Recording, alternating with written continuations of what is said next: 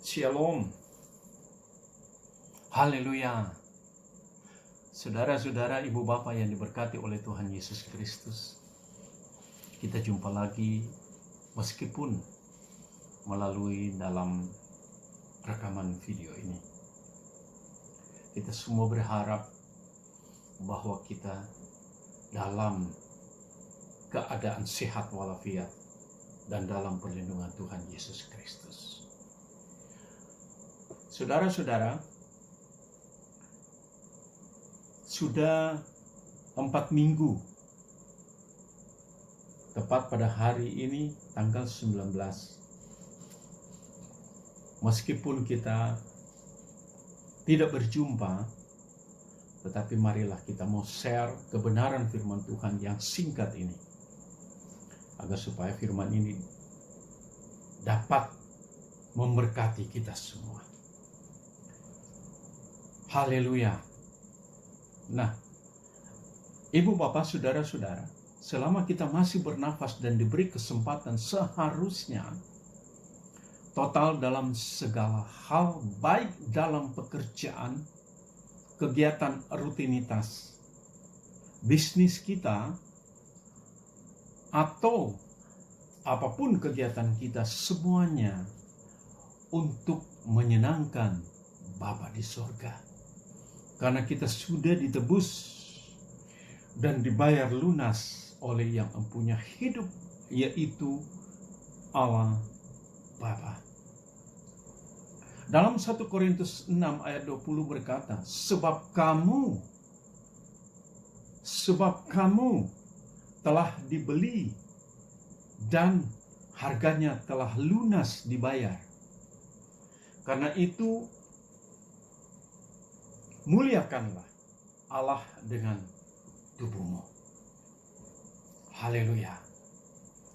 Kita harus menyadari dengan sungguh-sungguh dan menerima bahwa manusia hidup dalam pemerintahan Allah.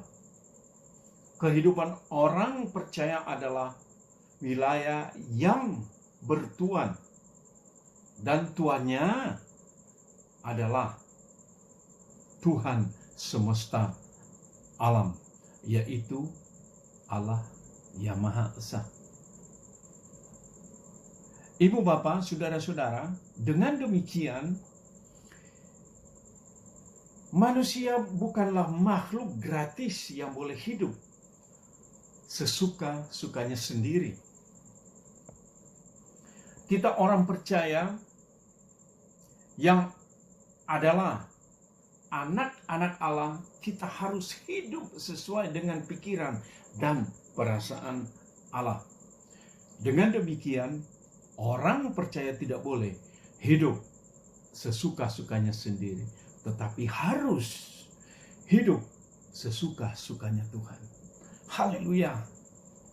Ada satu langkah penting untuk hidup di hadapan Allah, yaitu selalu menghayati dan benar-benar berpikir bahwa mata Allah ada di depan kita, mengawasi seluruh perilaku kita, termasuk gerak, pikiran, dan perasaan kita, ibu bapak.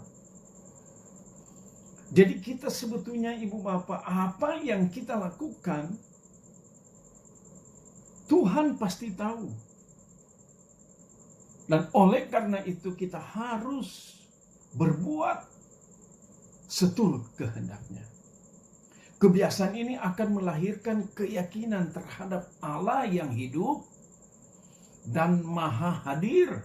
Tanpa kebiasaan ini, ibu bapak, kita tidak akan pernah menghayati kenyataan Allah yang hidup dan maha hadir itu. Oleh sebab itu, ibu bapak, kita harus membiasakan diri untuk melihat dan menghayati akan kehadiran atau keberadaan Allah dalam hidup kita. Ketika kita mau mengambil pilihan dan keputusan, ketika kita mau mengambil pilihan dan keputusan, kita harus membiasakan diri bahwa Tuhan selalu ada di kehidupan kita. Bila satu hari sudah berhasil, proses latihan harus dilanjutkan di hari berikutnya. Kebiasaan hidup ini agar Allah ada terus di depan mata kita merupakan proses, Ibu Bapak. Nah, itu kita harus berusaha, Ibu Bapak. Karena apa yang kita lakukan pasti Tuhan tahu. Oh, Tuhan ada di mana-mana dan Dia tahu gerak-gerik kita.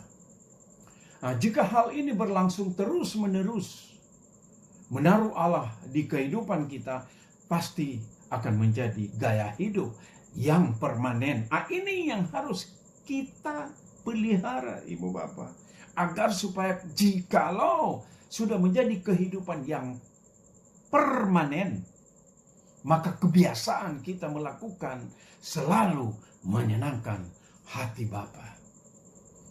Dan kita mau selalu serupa dengan Dia. Karakternya selalu seperti Dia. Apa yang kita lakukan, kita menunjukkan di mana kita berada.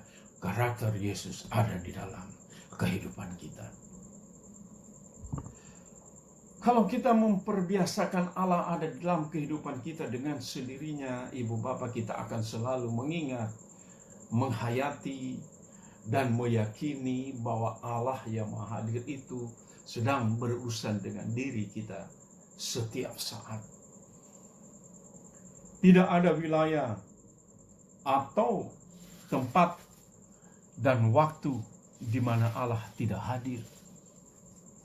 Dalam segala hal, Allah yang Maha Hadir harus selalu dipertimbangkan sebagai majikan atau Tuhan yang berkuasa atas hidup kita.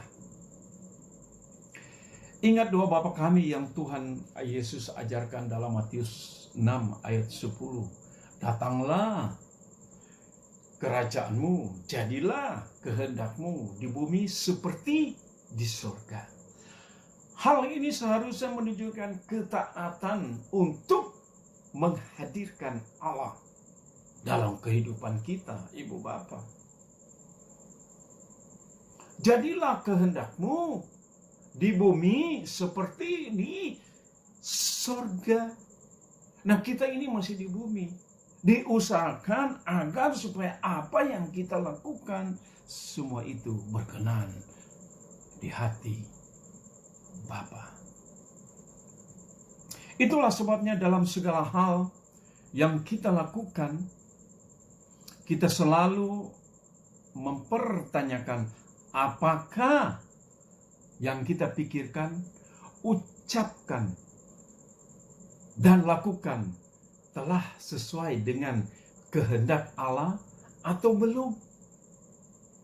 Oleh karena itu, sisa hidup kita melakukan hal-hal yang baik dan selalu mengingat, menghayati, dan meyakini bahwa Allah yang Maha Hadir itu sedang berurusan dengan diri kita setiap saat. Nah, jikalau kita melatih diri hal seperti ini, maka apa yang dikatakan tadi permanen, berarti dengan otomatis kita melakukan semua ini hanya untuk menyenangkan hati Bapa. Kiranya kebenaran firman Tuhan ini dapat menguatkan kita. Tuhan Yesus memberkati kita semua. Sola Gracia. Sampai jumpa lagi. Tuhan selalu menyertai dalam kehidupan kita.